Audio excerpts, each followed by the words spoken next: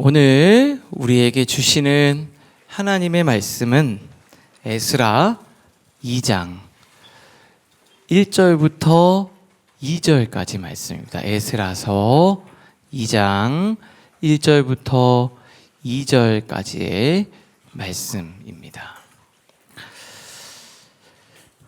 우리 찾으셨으면 다 같이 한 목소리로 우리 하나님 말씀을 봉독하겠습니다. 옛적에 바벨론 왕 느부갓네살에게 사로잡혀 바벨론으로 갔던 자들의 자손 중에서 노임을 받고 예루살렘과 유다도로 돌아와 각기 각자 성읍으로 돌아간 자, 곧 수룹바벨과 예수아와 느헤미야와 스라야와 르엘라야와 모르드게와 빌산과 미스발과 비그웨와 룸과 바나 등과 함께 나온 이스라엘 백성의 명수가 이러하니. 아멘. 우리는 이제 계속해서 에스라서를 통해서 우리 한 장 한 장 읽어가면서 하나님의 은혜를 나누려고 합니다. 우리 지난주에 에스라서 1장에서는요, 하나님이 고레스 왕의 마음을 움직이셔서 이스라엘 백성들을 본국으로 돌아갈 수 있는 이 길을 열어 주셨다. 우리가 그렇게 이야기를 들었죠. 정말 예상치 못한, 생각지 못한 방식으로 하나님은 갑자기 일하시는 분이라고 우리가 말씀을 나눴습니다. 그런데 거기서 되게 중요한 한 가지 사실은 무엇이었냐면, 길이 열렸다고 해서 모두가 다 그 길을 걸어간 게 아니라는 거죠. 이 바벨론 땅에 살던 포로로 끌려와서 거기서 3세대가 흘러간 이스라엘 백성들은 수십만 명, 한 100만 명쯤 된다고 또 학자들은 이야기를 하는데요.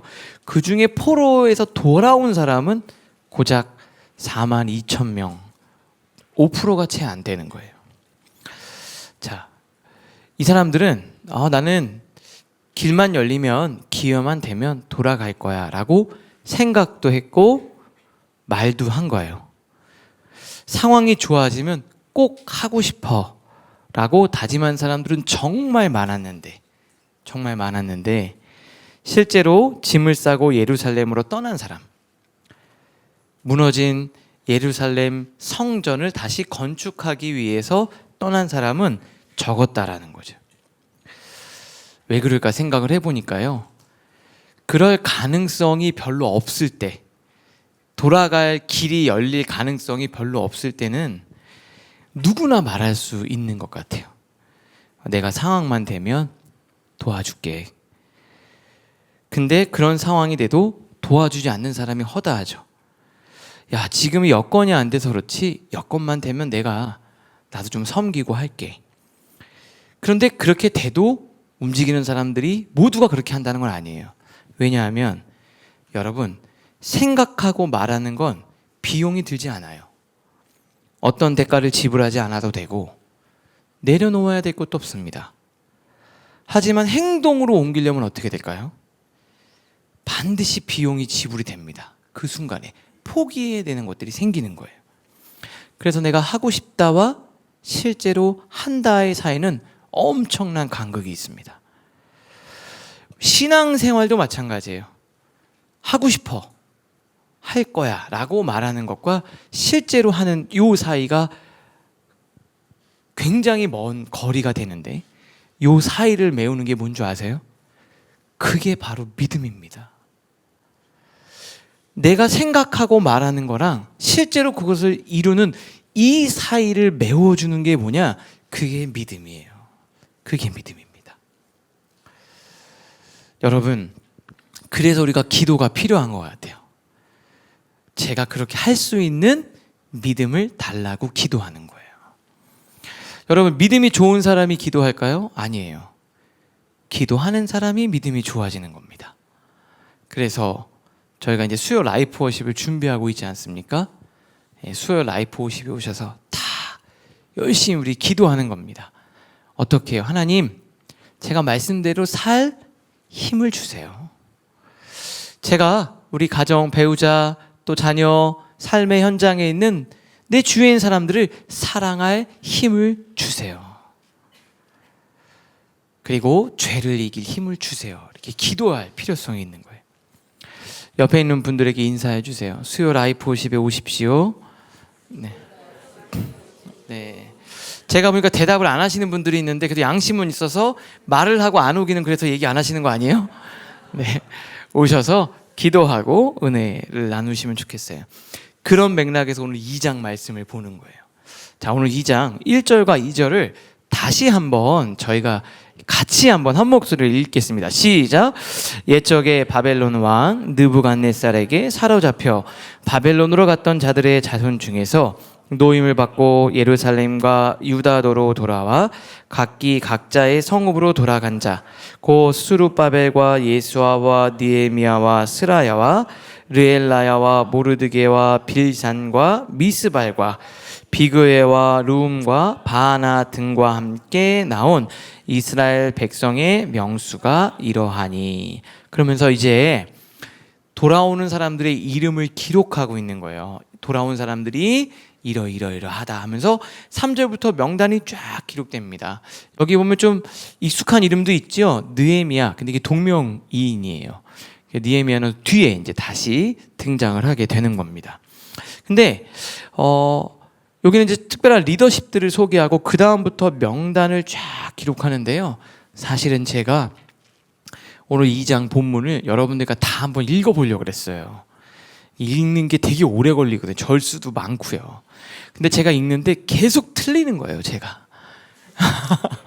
이름도 틀려, 숫자도 계속, 나중에 숫자도 안 보이더라고요. 아, 이거는 성경 봉독하다 은혜가 안 될 것 같다. 근데 한 번은 읽어보면 좋겠다는 생각을 했어요. 왜냐하면 이걸 읽을 때 오는 느낌이 있거든요. 근데 이 뒤에 명단이 이렇게 쫙 기록돼 있어요. 자, 보세요. 쫙 돼 있죠. 근데 여기 잘 보면은요, 여러분 한번 읽어보세요. 읽는 거 쉽지 않고요. 개투치고 못하러 썼나 이런 생각이 들어요. 근데 자, 보세요. 바로스 자손이 2172명이요. 누구누구 집안 사람들이 1단위까지 기록해 놓고 있어요. 집안별로 사람이 몇 명이 돌아갔는지 그렇게 가문별로 기록을 해놨다는 거예요. 뒤에 가면 심지어 종들까지도, 노래하는 자들까지도 세세하게 기록하고 있어요. 이거를 성경에 기록해 놓고 있다는 거죠. 근데 이게 무슨 의미인 줄 아세요? 저는 이 말씀을 묵상하는데 정말 너무 은혜가 되는 거예요. 그게 바로 뭐냐? 하나님께서 바벨론에서 다시 예루살렘으로 돌아가는 게 쉬웠을까요? 아니요, 쉽지 않았을 겁니다.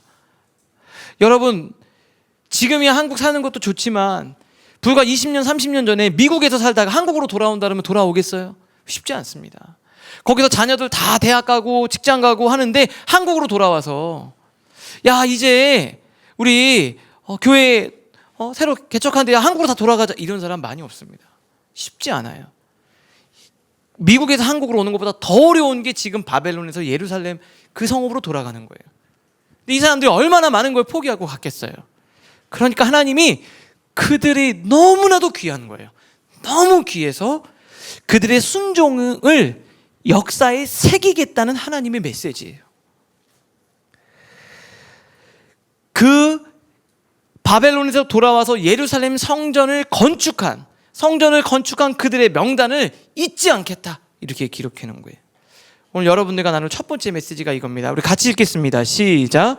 하나님은 당신의 헌신을 결코 잊지 않으신다. 하나님 뭐냐면요, 내가 기억하겠다, 절대로 잊지 않겠다. 하나님의 메시지임과 동시에 역사책에 기록해 놓은 건 너희들도 잊지 마라, 그리고 서로 기억해줘라, 이렇게 메시지를 주는 거예요. 전 이걸 보면서 무슨 생각이 들었냐면, 예수님, 하나님은 정말 멋진, 낭만적인 CEO 같아요. 여러분, 회사 갔는데 야, 이번에 우리 역대 매출 뭐 몇 조 달성, 이렇게 한 게 아니라 그 달성 이게 발표하는 게 명단에 봤더니 이름만 기록돼 있어. 야근한 누구누구 대리. 이 회사를 위해서 밤새도록 헌신한 그 이름들을 기록해 놓고 있는 거예요. 정말 내가 시키는 일이 아니라 헌신했던 직원들, 사원들이 어떻게 일했는지를 그걸 기록해놨다는 거예요. 저는 너무 은혜가 되는 거예요. 멋지게 완성된 건물 준공사진을 기록해놓은 것이 아니라 막 의자 닦고 쓸고 벽돌 나른 그 사람들의 이름을 기록해놨다는 거예요. 하나님께서 이렇게 헌신한 사람들의 이름을 쫙 기록했습니다. 성경에 보면 에스라와 느헤미야는 연결된 책이거든요. 에스라는 성전을 건축했고 느헤미야는 성벽을 다시 재건하는 거예요. 그런데 느헤미야서 3장에도 작년 이맘때 저희가 느헤미야서를 하지 않았습니까? 3장에 보면 그 이름을 그리고 어디를 맡아서 했는지를 낱낱이 다 기록하고 있어요. 근데 정말 흥미로운 건 뭔지 아세요? 헌신한 사람도 기록해놓고 일을 안 한 사람도 기록해놨어요. 느헤미야 3장 5절 보세요. 그 다음은 드고아 사람들이 성벽을 중수했는데 이렇게 돼 있어요. 그 귀족들은, 아니 드고아 사람들 정말 신분이 낮은 평민들, 그런 사람들도 있는데 귀족들은 주인들의 공사를 분담하지 아니하였으며, 야 드고아 그 지역에 있는 사람들은 얘네들은 일 안 했어, 이렇게 기록해 놓은 거예요. 그 다음에 12절 보면 뭐 어떻게 되는 줄 아세요? 공사하는데 주로 남자들이 하잖아요. 야, 이 집안은 딸들까지 나왔어. 그래서 어떻게 한 거죠? 그의 딸들이 중수하였고, 뭐죠? 기록하겠다라는 거예요. 기록하겠다. 참여한 자들의 헌신은 기억하고요, 외면한 자들도 기록해서 숨기지 않겠다라는 거예요. 근데 이게 무슨 말이냐면, 단순히 내가 기억하시겠다라는 의미도 있지만요, 그것들을 본이 돼서 전수를 하겠다라는 의미도 있는 거예요. 여러분, 역사라는 게 그렇지 않습니까? 나라를 위해서 헌신한 애국자들이 있지만 나라를 팔아먹고 배신한 매국노들도 있잖아요. 근데 여러분 어떻게 하죠? 아, 근데 매국노들 후손들 좀 민망하지 않을까? 그래서 애국자들을 좀 드러내는 걸 이렇게 가려주고 그런 일을 안 하잖아요. 성경도 마찬가지예요. 이거는 누구누구를 자랑하고 하는 게 아니라 기억하는 거죠. 그리고 그것이 이어질 수 있도록 만들어 주시는 거예요. 근데 이제 교회 안에 보면 이런 분위기들도 좀 있는 것 같아요. 아, 좀 못하는 사람들을 배려해서 잘한 사람들을 일부러 이렇게 언급하지 않고 가려주고. 근데 성경은 그렇지 않아요. 공동체 안에서 수고하고 여러분의 헌신을 하나님은 기억하시고, 그렇지 않은 사람들도 기억하시겠다고 주님은 말씀하세요. 그러니까 이건 자랑이 아니라 본을 보이는 겁니다. 본을. 마태복음 6장 3절에 보면 여러분들 이런 성경 구절이 있죠. 오른손이 한 일을 왼손이 모르게 하라. 저는 이게 그럼 이건 어떻게 되는 걸까 봤더니 그거는 바리새인들이에요. 그 당시 종교 지도자들이 사람들 보이기 위해 하려고 할 때 그 동기를 점검하라고 주신 말씀이에요. 예수님은 마가복음 14장에서 예수님을 너무 사랑해서 주변 사람들은 막 다 아까워할 만큼 그 비싼 향유 옥합을 깨트려서 예수님께 부었잖아요. 그때 뭐라고 말씀하셨는지 아세요? 8절. 그는 힘을 다하여 내 몸에 향유를 부어 내 장례를 미리 준비하였느니라. 9절 같이 읽겠습니다. 시작. 내가 진실로 너희에게 이르노니 온 천하에 어디에서든지 복음이 전파되는 곳에는 이 여자가 행한 일도 말하여 그를 기억하리라 하시니라. 못한 사람들 너무 드러내지 마라, 이게 아닌 게 아니라 어디서든지 이 사람이 행한 일을 기억하게 하라, 이렇게 말씀하셨어요. 하나님은 여러분의 헌신을 기억하고 계세요. 여러분이 어떻게 하나님을 사랑했는지, 이전에 라이프처치에서 신앙생활하기 전에 그 전 교회에서 어떻게 수고했는지, 그것들을 하나님은 잊지 않고 기억하신다는 거예요. 제가 예전에 어렸을 때 옛날에는 그 부흥 집회, 간증 집회 이런 게 많았잖아요. 근데 그때 정말 제가 좋아했던 간증 집회가 있는데 그게 원종수 권사님, 제가 볼 땐 감리교 분이신 것 같아요. 권사님 남자분이시거든요. 근데 지금은 이제 목사님이 되셨어요. 그래서 그분이 이제 간증을 하는 내용이 있었거든요. 근데 간증 테이프, 그리고 그때는 막 비디오 테이프도 있고 막, 그래서 그거 틀어놓고 모여가지고 막 우리 집사님들, 동네 어르신들 모여가지고 간증 하는 거 영상도 보고 막 같이 기도하고 막 그랬던 기억이 나요. 근데 너무 재밌어요. 말씀을 정말 잘하시고 간증을 듣는데 귀에 막 쏙쏙 들어오고요. 은혜가 많이 돼요. 그래서 저는 그걸 보면서 그분이 진짜 어려웠는데 막 성령 받고 은혜 받아서 공부하다가 막 책장이 이렇게 넘어가는 그런 하나님의 은혜 주셨다는 거예요. 그래가지고 저도 그런 은사를 한번 받아보려고. 이게 막 공부할 때 십자가를 딱 긋고 기도문을 쓰고 막 공부하면 된다 그래가지고 저도 이렇게 딱 중학교 때 연습장에다 십자가 딱 그리고 기도문 쓰고 막 이렇게 하고 막 그랬어요. 근데 그때 굉장히 어려운 상황에서 서울대 의대 가고 의사고시 수석 합격하고 미국의 저명한 암 전문의가 되는 이 스토리 안에서 너무 좋아서 저도 그렇게 하게 해달라고 열심히 기도하고 공부했던 그런 시절이 있었거든요. 근데 여러분 지금도 제가 검색해봤어요. 요즘도 있나? 그랬더니 있더라고요. 원종수 목사님 간증 박사님 1편을 들으시면 우리 청년들은 너무 은혜가 될 것 같고 청소년 아이들도 너무 좋아요. 다른 동기부여 영상을 보지 마시고 그 영상 들으셔도 좋을 것 같아요. 들어보시면. 그 중에 한 일화가 있는데 이거예요. 어머니의 믿음이 정말 좋으셨어요. 그런데 너무 가난했어요. 아버지가 일찍 돌아가셔서 가난했는데 겨울이었는데 하루는 어머니가 새벽 기도 갔다가 어떤 할아버지, 거지 할아버지를 데리고 들어오시는 거예요. 장림 할아버지를. 그래서 어머니가 데리고 들어오신 다음에 하는 얘기가 뭐냐면 이렇게 얘기했대요. 야 종수야, 물 끓여가지고 할아버지 목욕시켜 드려, 이러는 거예요.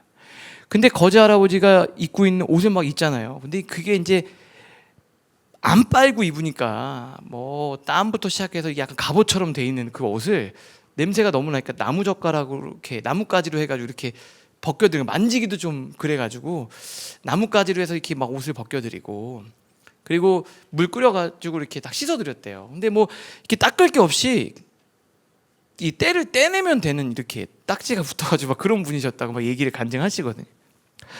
그래서 딱 씻었는데 이 옷이 없잖아요. 옷이.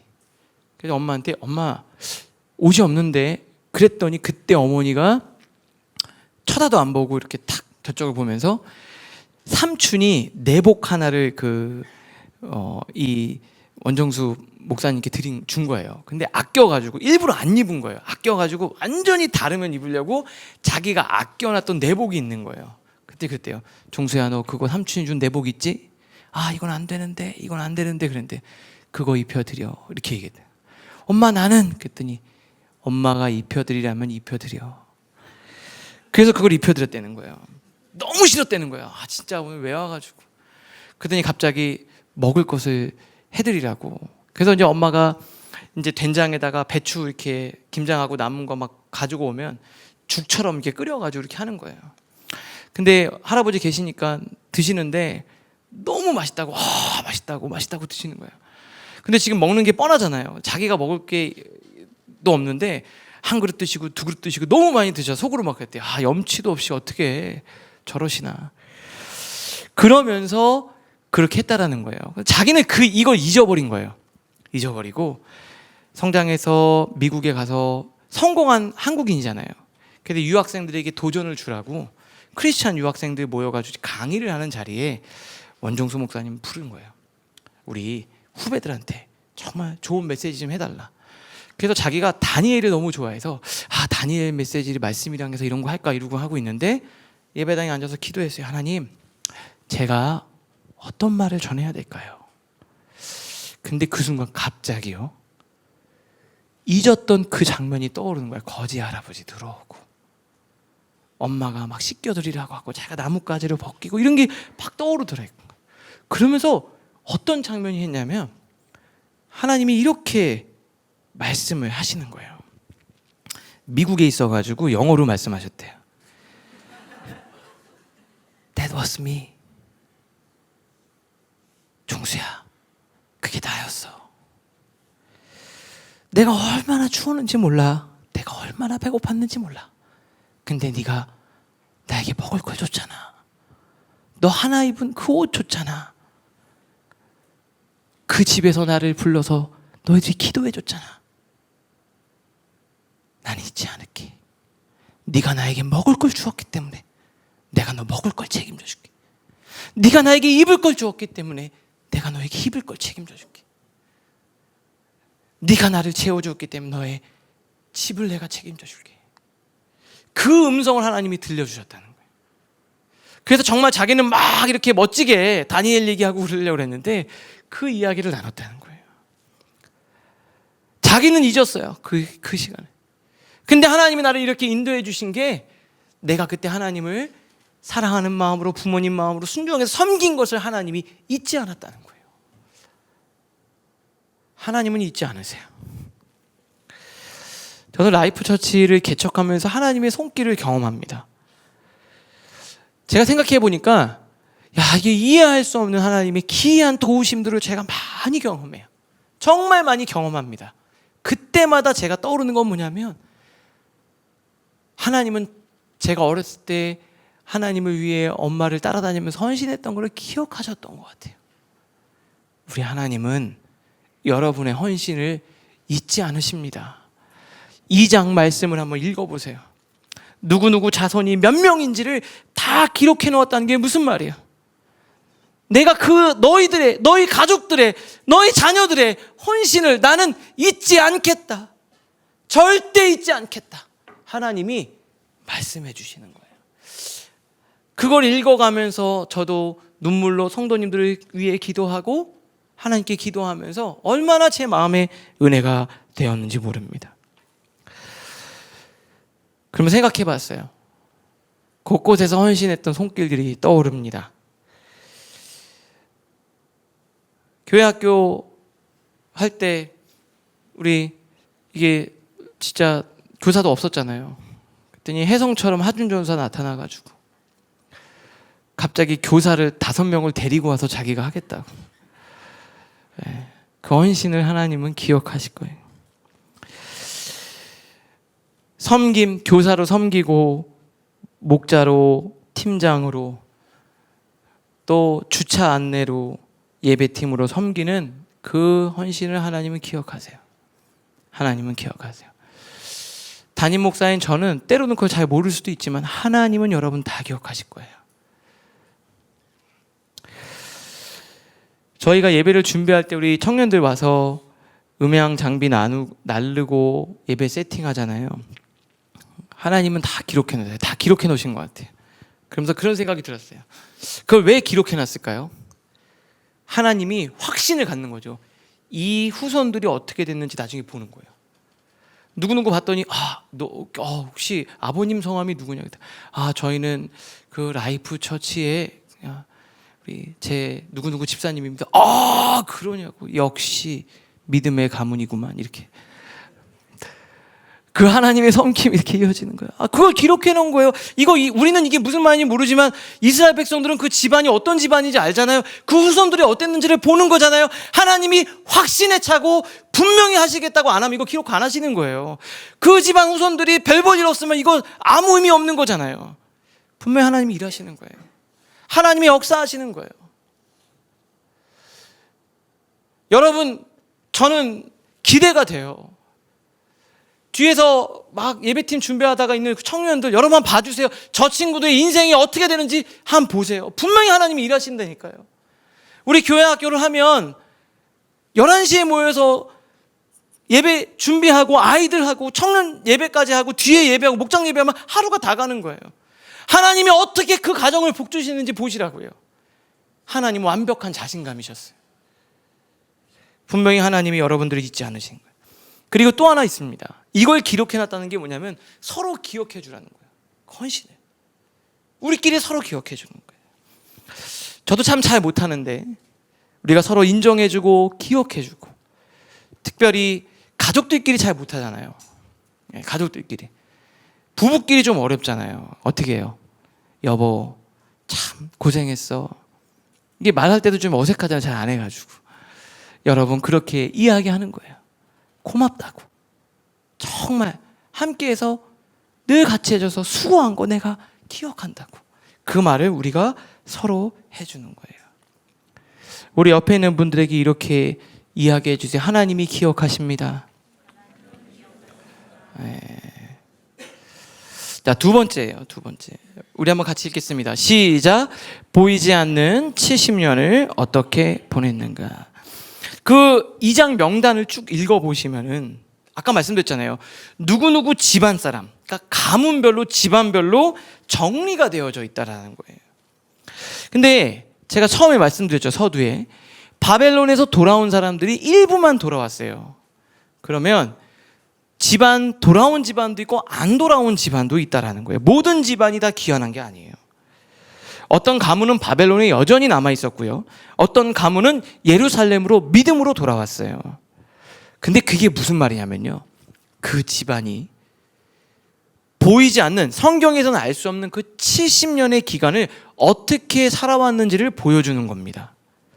그 집안 자녀들이, 후손들이 돌아왔다라는 거잖아요. 그거는 그 한 줄 속에는 뭐가 담겨져 있냐면, 보이지 않는 날들 속에서 신앙과 눈물, 그리고 밥 먹으면서 가정 안에서 흘러간 믿음의 전승의 기록인 거예요. 여러분, 바벨론 포로지에서 부모들이 끊임없이 얘기했을 거예요. 우리 유다 사람이다. 바벨론 사람이 아니다. 여기 발을 딛고 있지만 우리는 돌아갈 본향이 있다. 다시 말해서 우리는 하나님의 약속의 자녀들이다. 하나님이 언젠가 길을 열어주시면 우리는 돌아가야 된다. 말씀을 읽으면서 70년 예언서를 읽으면서 그 신앙을 전수했다라는 거예요. 근데 이게 중요한 게 있습니다. 이 신앙이 뭘로 전수되냐면, 여러분 이게 너무 중요한 거예요.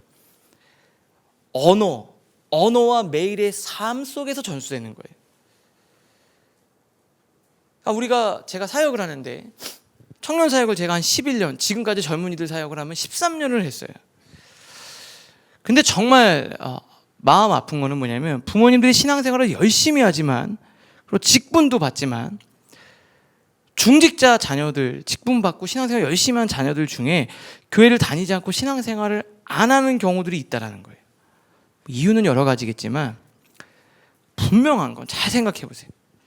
가정 안에서 오가는 말, 그리고 부모가 실제로 무엇을 관심 있고 사랑하며 살았는지를 보고 그게 전수된 거예요.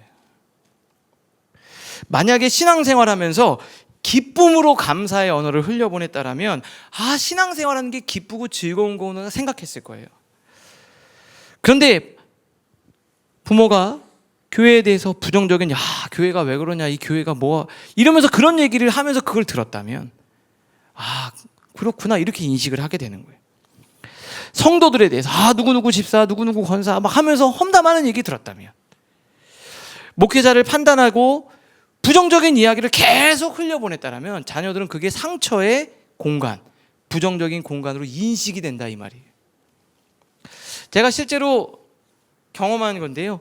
예전에 청년들과 장년들이 같이 선교를 갔습니다. 그래서 같이 팀에서 막 사역을 하잖아요. 한 청년이 선교를 갔다 와서 너무 힘들었다는 거예요. 뭐가 힘들었냐? 나는 저 사역이 힘든 줄 알았더니 간 집사님들이 교회 비판하고 다른 성도 욕하고 그래서 힘들었다는 거예요. 그러면 이게 교회인가? 이런 생각이 들잖아요. 젊은 부부 이렇게 목장 모임 가면 그냥 부정적인 얘기해서 그 시험 들어서 교회 떠난, 제가 교구 사역할 때도 그런 분들도 계셨어요. 제가 말씀드리는 거는, 자녀들은 부모가 교회에 대해서 어떻게 말하는지, 어떤 생각 갖고 있는지를 듣고 그 신앙이 전수된다, 이 말이에요. 모든 경우는 아니지만 그럴 가능성이 있다는 거예요. 여러분들의 언어가 어떠냐는 거예요. 여러분들의 언어가. 그리고 여러분들은 정말 예수 그리스도를 믿고 신앙생활하면서 여러분의 기쁨이 있냐, 이 말이에요. 그러면 그 부정적인 얘기와 상처받은 얘기, 막 그런 얘기하면서 내가 사역하면서 맨날 힘들고 그런 얘기 흘려보내면 어떻게 돼요? 저렇게 힘들면서 왜 다니냐? 안 다니면 되지. 이렇게 되는 거예요. 자녀들에게 교회는 좋은 것도 기쁜 것도 아니에요. 힘든 곳, 상처받는 곳, 부정적인 곳, 잘못된 곳이란 인식이 있는 거예요. 근데 이게 교회만의 문제가 아니라 가정에도 그래요. 잠언 14장 1절에 이렇게 얘기합니다. 같이 한번 읽겠습니다. 14장 1절 시작. 지혜로운 여인은 자기 집을 세우되 미련한 여인은 자기 손으로 그것을 허느니라. 여기 지혜로운 여인이라 그랬어요. 자기 집이 다 100% 완벽하게 마음에 드는 집이 있을까요? 우리 부모님들 하면은 정말 우리 엄마들한테 물어보면 너희 아빠는 정말 100% 완벽한 이런 사람이 있을까요? 아니에요. 다 힘들어요. 다 어려워요. 문제도 있고 힘든 것도 있어요. 근데 지혜로운 여인은 집을 세우고 미련한 여인은 집을 허문대요. 이게 무슨 말일 것 같으세요? 지혜로운 부모는요, 어려움이 있어도 집을 세우는 언어를 씁니다. 지혜로운 아내는 남편의 부족함을 자녀들 앞에서 부정적으로 말하지 않아요. 아이들에게 아버지 권위가 무너지면 가정에서도 혼란을 겪는 거죠. 행복하지 않은 거예요. 지혜로운 남편은 부정적인 인식을 심어주기보다는 좋은 이야기를 하죠. 어떻게 하죠? 이렇게 얘기하는 거예요. 조금 힘들면. 물론 힘들었겠죠. 근데 이런 얘기 하는 거죠. 야, 네 아빠는 말이야, 네 엄마는 말이야. 그럼 자녀들이 어떤 생각을 갖겠어요? 그리고 육아하고 힘들고 어려운 상황이 있겠지만, 여러분, 야, 너는 그냥 나처럼 살지 마라, 이렇게 얘기하면 자녀들을 위하는 말이 될까요? 엄마는 이렇게 살았지만 너는 이렇게 살지 마, 아빠는 이렇게 살았지만 너는 이렇게 살지 마라, 그 말은 아니에요. 자녀를 아낀다면, 저도 많이 생각해봤어요. 아낀다면 어떤 이야기를 해주는 것이 정말 좋을까요? 아낀다면, 야, 너는 결혼하지 마라, 나처럼 살지 마라, 적당히 교회는 다니는 게 최고다, 열심히 하지 마라, 이게 아니라요. 어떤 말이 가장 멋진 말일까요? 그래도 엄마는 아빠는 행복했다. 다시 살아도 똑같은 선택을 했을 거다. 너희 엄마 아빠 만나서 너희들 낳고 나 행복했다. 너희들을 키우면서 나 많은 걸 포기했지만, 엄마로 살면서 내가 포기했지만 난 너무 의미 있고 행복하다. 여러분, 육아하면서 힘들면 야, 나중에 너희들은 애 낳지 말고 그냥 살아라, 이렇게 얘기하시겠어요? 그렇게 얘기하면 안 되는 거예요. 교회에서 직분 감당하고 여러 가지 사역하면서 힘들 때도 많았지만 오히려 내게 행복이었다. 그 돌아간 가정들은 어떻게 자녀들이 따라가겠냐고요. 여러분, 요즘에 자녀들 보고 야, 하자 그러면 합니까? 안 해요. 그들 안에도 마음의 움직임이 있었기 때문에 한 거예요. 하나님을 믿고 예수 그리스도를 믿는다는 것이 그 아이들에게도 기쁨이었다라는 거예요. 저는 우리 교회가 그렇게 신앙이 전수되기를 바라요. 그래서 우리 아이들이 교회 오면 교회가 따뜻했던 기억이, 이곳에서 사역하면서 엄마가 행복했고 아빠가 행복했고 거기서 내가 하나님을 만났고, 그리고 때로 상처받지만 그게 얼마나 가치 있고 멋진 일인지, 집을 허무는 언어가 아니라 집을 세우는 언어가 우리 입에서 나가야 된다는 거예요. 여러분, 후배들한테, 청년들, 선배들 뭐라 그럴까요? 야, 신앙생활은 적당히 하는 게 좋아. 너무 열심히 일찍 오지 말고 딱 맞춰서 오고, 끝날 때 목사님이 약수하면 불편하니까 저 뒤에서 바로 나가면, 야, 사역하면 상처받아, 그러니까 딱 적당히 하면 되는 거야, 이렇게 얘기했고요. 청년회 때 나는 리더하면서 힘들었지만 그때가 제일 행복했어. 다시 돌아가도 난 그렇게, 그럴 때 신앙이 되는 거예요. 이 가정은 어떻게 그 집안의 자녀들, 후손들이 다 왔을까요? 한번 생각해 보세요. 성경에 기록되어 있진 않아요. 그 부모가 쓰는 언어가 어땠겠습니까? 지금 포로로 있으니까 예수 믿어봐요, 소용없다, 엄마가 미쳤지, 아빠가 미쳤지, 이런 얘기 쓴 게 아니에요. 하나님은 지금 우리를 이렇게 하시면, 신실하신 하나님은 우리를 다시 인도해 주실 거다. 그러면서 그 신앙 때문에 견디고 빛나는 부모님의 모습을 본 거예요. 그게 전수된 겁니다. 그게 전수된 거예요.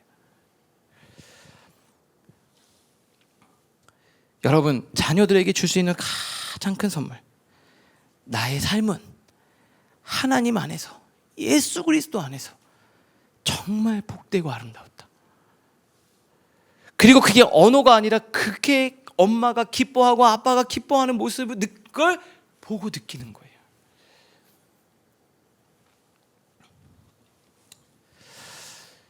저도 그런 생각이 들어요. 저는 이제 목회했지만 가끔 막 자녀들 목사 이렇게 하면 나는 했지만 자녀들은 안 시키고 싶다. 저는 생각했어요.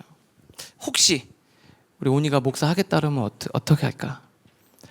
진짜 멋진 일이라고 말해주고 싶어요. 아빠는 그렇게 목회자로 살아서 행복했다고. 그래서 제가 물었어요. 온이 목사 할래? 그랬더니 싫은데? 그리고 운이가 그래, 누나 할래? 막 이렇게. 뭔지 모르죠, 뭐. 여러분, 우리가 하나님 믿고 산 삶이 어때요? 여러분 어떠세요? 스스로 물어보세요. 예수 그리스도 믿고 그렇게 살아온 삶이 여러분 스스로 후회되세요? 아니요. 그 하나님을 우리가 더 뜨겁게 사랑하고 다시 시간을 거슬러서 사역해도 나 진짜 열심히 안 하겠다가 아니라 똑같이 하나님을 사랑하겠다. 그렇게 고백할 수 있는 여러분이 되실 수 있기를 바라요. 그리고 우리 후배들에게, 청년들에게, 다음 세대에게 예수 그리스도를 전달할 수 있는. 그래서 어떻게 됩니까? 바벨론에서 예루살렘으로 돌아가는 길이 열렸을 때 그 가문은 다 온 거예요. 그 가문은 다 온 거예요. 그 가문이 다 돌아온 거예요. 그런 라이프 처치가 될 수 있기를 바랍니다. 오늘 감사의 언어, 행복의 언어, 긍정의 언어를 들려주십시오. 신앙을 전수한다는 건 강요한다고 되는 게 아닙니다. 부모가 평상시에 어떤 언어를 썼느냐, 어떤 감정을 느꼈고 어떤 걸 가치 있고 어떤 것 때문에 웃었느냐를 보는 거예요. 그것들이 전수될 수 있는 여러분 되시기를 바랍니다. 마지막 세 번째입니다. 같이 읽겠습니다. 시작.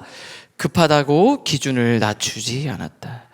이스라엘의 명단을 쫙 보다가 보면은요, 마지막 부분에서 아주 중요한 사건 하나를 언급을 하는데 그게 바로 뭐냐면, 성전을 재건하면, 성전을 건축하면 그 안에서 사역할 제사장들, 일꾼들이 필요하잖아요. 그래서 굉장히 중요한 일입니다. 그 일꾼들을 데리고 간다는 것이. 그래서 일부 제사장 가문이 귀환을 했는데요, 자기들은 제사장이라고 말을 했는데 족보에서 확인이 안 되는 거예요. 나는 제사장 가문 누구누구 출신이라고, 난 제사장 가문이라고 얘기했는데 이스라엘이 갖고 있는 그 족보 안에서 확인이 안 되는 거예요. 70년이니까 충분히 다 점검할 수 있잖아요. 누구 자녀 이렇게 쭉 알 수 있잖아요. 올라가면서 아론의 제사장 계열을 확인할 수 있는데, 그래서 어떻게 하냐면요, 공동체가 제사장으로 세우는 일을 중단하고 보류해요. 2장 62절 63절입니다. 이 사람들은 계보 중에서 자기 이름을 찾아도 얻지 못함으로, 명단이 없는 거죠. 그들을 부정하게 여겨 제사장의 직분을 행하지 못하게 하고, 방백이 리더죠. 그들에게 명령해서 우림과 둠밈을 가진 제사장이 일어나기 전에는 돌아가서 성전을 세우고 제사장이 우림과 둠밈으로 하나님께 묻는 거거든요. 공식적으로 판단해서 결정을 내리기 전까지는 지성물을 먹지 말라, 사역을 하지 않도록 제안을 한 거예요. 기다려, 잠깐 일단 기다리라는 거예요. 너무 급하죠. 너무 필요하죠. 근데 막 세우지 않았다는 거예요. 내가 급하고 필요하다고 기준 낮춰가지고 혹시 모르지만 야 좋다 그냥 다 세우지 않았다는 거예요. 나중에 이 사람들이 다 시간이 지나서 충분히 이 사람들의 삶에 대해서 검증이 되고 다 사역을 했겠죠. 그렇지만 기다리게 했어요. 지금 당장 제사를 회복해야 되고 너무 급하다, 손이 없다. 근데 속도보다 거룩을 선택했고요, 일이 급해도 기준을 낮추지 않았다는 게 중요합니다. 목회 서신인데 스승인 바울이 제자 디모데에게 목회할 때 이렇게 해라고 쓴 권면하는 책이 디모데 전서 후서예요. 디모데 전서에 사람을 세우고 직분을 세울 때 이렇게 하라 그랬어요. 5장 22절 같이 읽겠습니다. 시작. 아무에게나 경솔히 안수하지 말고. 아무나 세우는 건 아니라는 거. 제가 또 사역을 하던 어떤 목사님이 그러더라고요. 신목사, 좋은 사람을 세우는 것도 정말 중요한데 더 중요한 게 있어. 세우지 말아야 될 사람을 안 세우는 거야. 급하다고 여러분 막 아니에요. 기다리는 거예요. 3장에서는 사람을 세우는 기준을 뜨거운 열정, 사역에 대한 막 전문성 이렇게 하지 않았어요. 사람을 세울 때, 교회 리더를 세울 때 내용을 보면 그 전문성이랑 열정이랑 열심히 기록된 게 아니에요. 가정을 잘 다스리고 집을 잘 다스리는 자라고 얘기를 했습니다. 3장 12절 같이 읽겠습니다. 시작. 집사들은 한 아내의 남편이 되어 자녀와 자기 집을 잘 다스리는 자일지니. 뭐 당연한 얘기를 하는 거잖아요. 그 당연한 걸 잘하는 사람들 중에 뽑으라는 거예요. 여러분, 저도 이런 생각이 들었어요. 자기 자리가 사람을 만든다고 하잖아요. 그것도 맞는 말이에요. 그 자리에 세우면 그 사람이 또 그 역할을 감당하기도 합니다. 틀린 말은 아니에요. 그런데 중요한 게 있어요. 준비되지 않은 사람을 세우면요, 공동체가 상처를 입고 본인은 무너집니다. 성경적으로 이 부분의 균형을 어떻게 하면 좋을까? 말씀 속에서 생각해 보니까 준비된 자에게 자리는 성장이에요. 근데 준비 없는 자에게 자리는 시험이 됩니다. 에스라는 이 공동체 균형을 잘 지킨 거예요. 지금 하늘나라 가신 오카는 목사님이 2001년에 교회 갱신협의회라고 목회자들을 대상으로 하는 수련회 때 설교를 하셨어요. 그때 이런 말씀을 하셨어요. 제가 그냥 읽어드릴게요. 1000년 전에도 세상은 여전히 악했습니다. 2000년 전에도 세상은 여전히 음란했습니다. 예수 그리스도 앞에 세상이 얼마나 악하냐, 그거 문제되지 않습니다. 그러니까 옛날에도 세상은 어려웠고 신앙생활하기 옛날에도 어려웠다는 거예요. 지금이나 옛날이나 매한가지라는 거예요. 지금이 더 악했냐? 그렇지도 않다는 거예요. 그리고 그건 별로 중요하지 않다는 거예요. 그러면서 아주 본질적인 걸 얘기해요. 문제는 주님 손에 쓰임받는 우리가 어느 정도 수준이냐가 문제라는 거예요. 표준을 낮게 잡으면 망한다. 수준을 낮추면 망한다. 여러분 한번 생각해 보세요. 요즘처럼 신앙생활하기 좋은 때가 어디 있어요? 제가 아까 간증 하나 들으려면 그거 막 그 테이프 보자 그러면 어디서 틀어준다 그러면 막 교회 분들, 동네 집사님들 모여가지고 누구네 집에 TV 있고 비디오 있는 집에 그 카세트인가요? 그 테이프 넣어가지고 모여서 막 보고 그랬어요. 요즘 어때요? 유튜브만 틀으면은 뭐 유명한 목사님도 설교 다 들을 수 있어요. 성경 공부요? 아우, 진짜 정말 잘하시는 분들 거 다 할 수 있습니다. 찬양 어디서든 들을 수 있어요. 예전보다 더 풍요롭고 더 그런 거예요. 그런데 왜 그럴까요? 뭐가 문제일까요? 어찌 보면 저는 이 목사님 말씀, 우리가 스스로 기준을 낮춘 거일 수도 있어요. 여러분, 기준 낮추면 공동체 무너집니다. 제가 예전에 운동을 하는데요, 제가 사역하던 교회 옆에 그 평창동 주민센터가 있었어요. 거기 가면 3만 원 내면, 얼마요? 한 달에 3만 원 내면 헬스장을 이용할 수 있어요. 샤워실도 있고 괜찮아요. 한적하고. 이거 막 동네 그 좀 피트니스 센터 가면은 기계 하다가 누가 딱 하면 좀 기다려야 되잖아요. 뭐 그 기다릴 것도 없어요. 예, 턱걸이 기계는 아무도 잘 건들지도 않고, 우리 어르신들 와서 이렇게 박수 좀 치다가 좀 이렇게 하시다가 뭐 이런 분들 계시는 거예요. 근데 제가 조금 하니까 나중에 운동이 잘 안 되더라고요. 그리고 청년들은 다 어디를 가냐 봤더니 저는 헬스장을 다녔는데 애들은 피트니스 센터를 가더라고요. 무슨 차이점이 뭔지 아세요? 헬스장은 이제 어른들이 주로 많이 계시고 피트니스 센터는 열심히 하는 젊은이들이 많이 있는 거죠. 근데 본격적으로 운동해서 몸을 만들고 싶은 사람들이 그런 곳을 주로 가요. 젊은 친구들 그런 데 갑니다. 왜 그런 줄 아세요? 거기 말하면 거기 가면 뭐 더 잘 가르치는 사람이 있어서 그런 게 아니라요. 거기서 운동하는 사람의 수준이 다른 거예요. 그냥 적당히 이렇게 하다가 가시는 분들이 있는 게 반면에 열심히 하는 사람들이 있으니까 열심히 하게 되는 거예요. 저희 교회에 피트니스가 아니라 크로스핏 센터, 뭐라 그러나요? 관장님이라고 하나요? 그런 분들을 두 분이 계시거든요. 거기 가면 같이 운동하는 거예요. 지난번에 어떤 목장에서 같이 갔는데 저하고 저의 아내를 둘이서 경쟁을 붙이더라고요. 열심히 하라고. 왜 그럴까요? 그러면서 하는 거예요. 여러분, 수준을 비슷하게 맞춰서 함께 하고, 가르치는 분들이 맞춰서 하지만 절대 기준 낮추죠. 조금씩 기준을 높이는 거예요. 학원도 그래요. 왜 그럴까요? 여러분 실력을 높이기 위해서 좋은 데 가서, 기준이 높은 데 가서, 그런 데 가서 돈 내고 여러분 막 운동도 하고 배우기도 하고 공부도 하잖아요. 그런데 왜 신앙생활은 수준을 낮추고 들어가냐는 거예요. 왜 그러시냐는 거예요. 좋은 대학 가려고 하면 수준 높은 곳에 가려고 그렇게 길을 쓰면서, 왜 하나님 앞에서 바른 신앙생활을 하려고 할 때는 낮은 수준으로 내려가냐 이 말입니다. 뭔가 잘못되지 않았나요?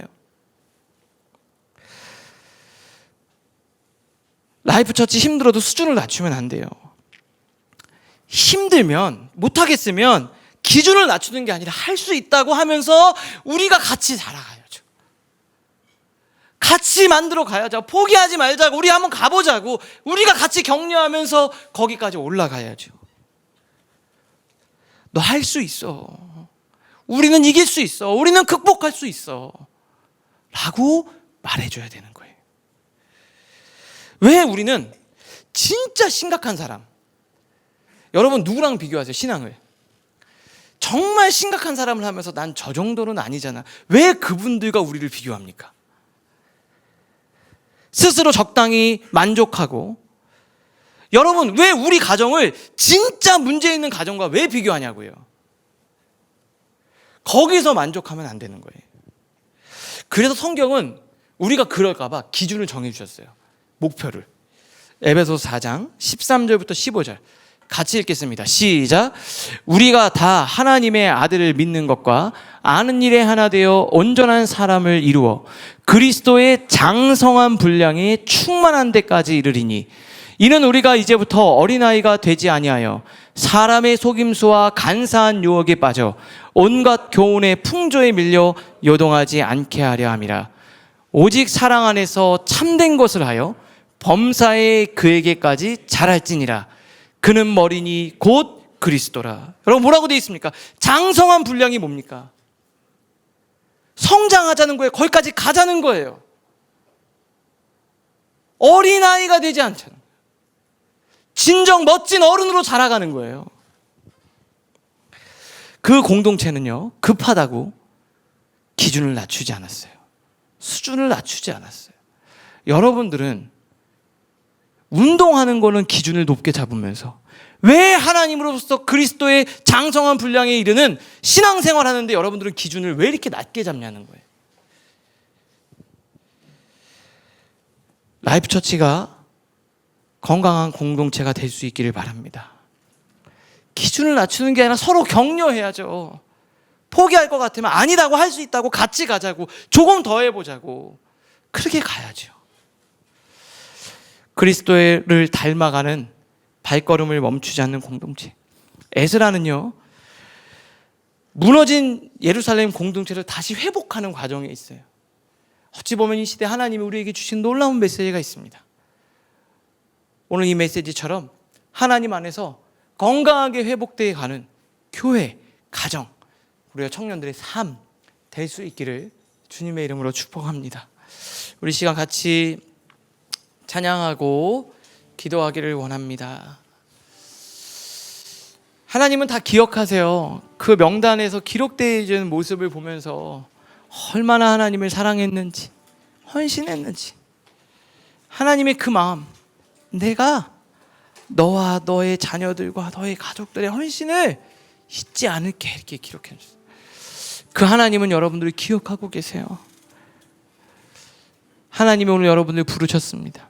혹시 그 마음의 어려움과 아픔과 또 이전에 사역하던 곳에서의 상처가 있다면 오늘 하나님이 따뜻한 찬양으로 위로해 주시고 또 그 믿음의 발걸음을 한 걸음 내딛는 힘을 주실 줄 믿습니다.